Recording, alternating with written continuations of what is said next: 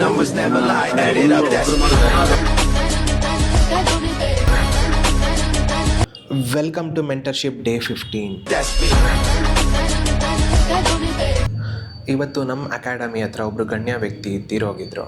ಅವ್ರನ್ನ ನೋಡೋದಕ್ಕೆ ನಮ್ಮ CM ಸಿದ್ದರಾಮಯ್ಯ ಸರ್ ಅವರು ಬರ್ತಾಯಿದ್ರು. ಅವ್ರಿಗೆ ಪ್ರೊಟೆಕ್ಷನ್ ಆಗಿ ನಮ್ಮ ಚಂದನ್ ಕುಮಾರ್ ಸರ್ ಅವರು ಇದ್ದರು. To me, numbers never lie. Add it up, that's me.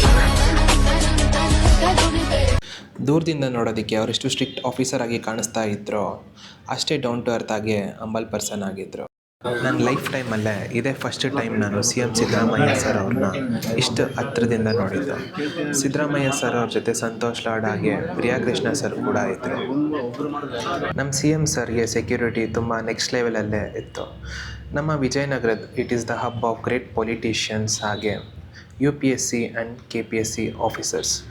ನೀವಿಲ್ಲಿ ನೋಡ್ಬೋದು ನಮ್ಮ CM ಸಿದ್ದರಾಮಯ್ಯ ಸರ್ ಅವ್ರಿಗೆ ಎಷ್ಟು ದೊಡ್ಡ ಎಸ್ಕಾಟ್ ಇದೆ ಅಂತ.